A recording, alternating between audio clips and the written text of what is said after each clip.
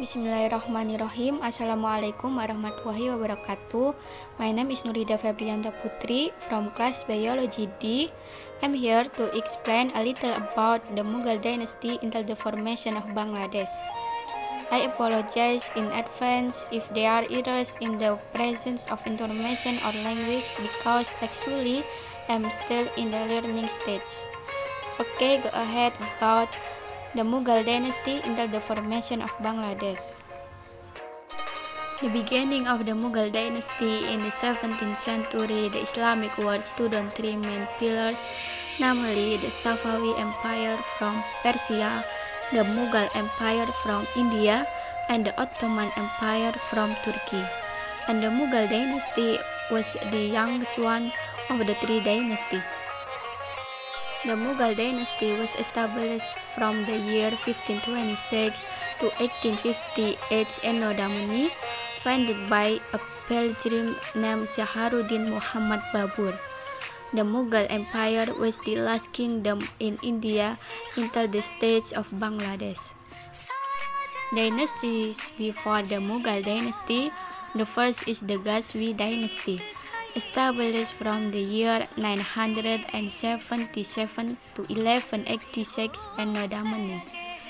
Then Khalji dynasty, established from the year 1296 to 1329 Anno Domini. Then the third is Sayyid dynasty, established from the year 1914 to 1415 Anno Domini. Then Lodi dynasty, established from the year 1451 to 1526 Anno Domini. Mughal dynasty leaders. In the first period, the Mughals were led by Babur, the founder of the Mughal dynasty himself. When he was 48 years old, Babur suffered an accident that led him to die. Babur had been ruled the Mughal Empire for about 30 years. After Babur's death, the government of the Mughal Empire was led by Humayun, the son of Babur himself. Humayun ruled the Mughal Empire from the year 1530 to 1539 Anno Domini. But unfortunately, like his father, Humayun also died in an accident. The next government was led by Akbar Khan, the son of Humayun. Akbar Khan reigned from 1556 to 1605 Anno Domini. After Akbar Khan, the kingdom was ruled by Jahangir, the son of Akbar Khan. Jahangir ruled for about 23 years, that is from the year 1605 to 1628 Anno Domini. Then Shah Jahan took the place of Jahangir and reigned from 1628 to 1658 Anno Domini. Then the leadership of the Mughal kingdom was held by Aurangzeb, namely in the year 1658 to 1707 Anno Domini. All the time, the Mughal Empire had been almost destroyed because there is a civil war.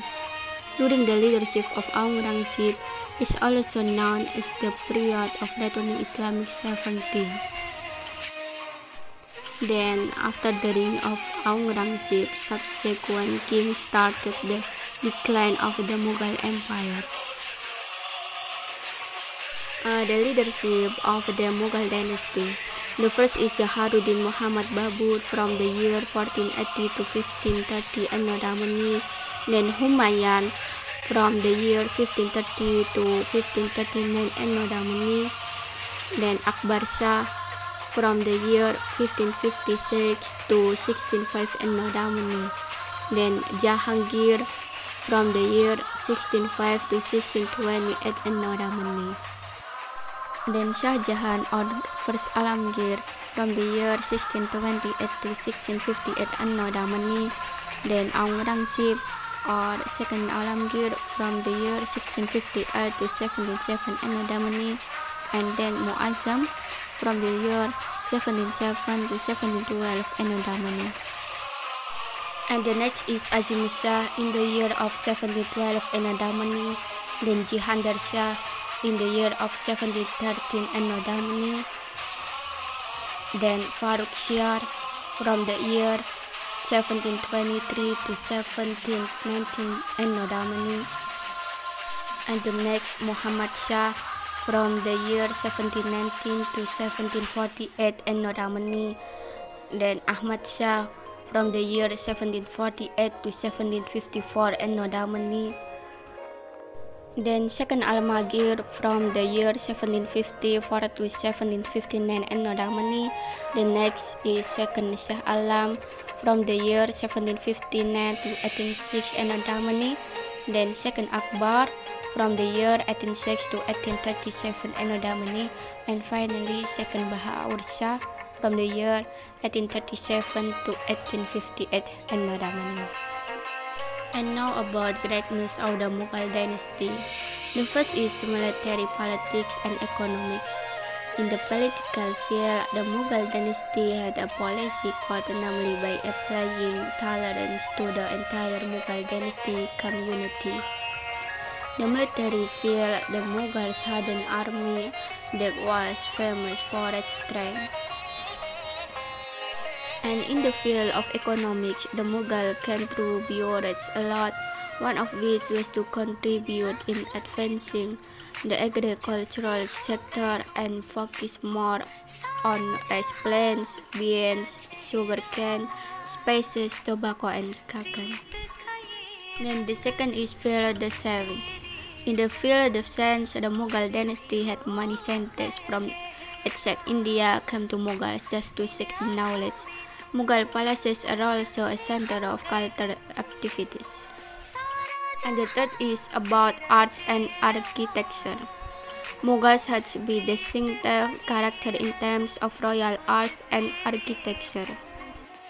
The application of marble carvings is one of the hallmarks of Mughal architecture art.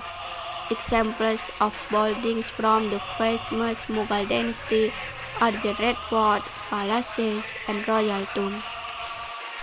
But the most famous is the Taj Mahal, which is a tomb dedicated Shah Jahan to his little wife named Mumtaz Mahal. This building also one of the 7 wonders of the world. And now about cause of the destruction of the Mughal dynasty. The first because weak leader. The leaders after the Aurangzeb reign were weak kings. They were unable to deal with domestic political setbacks.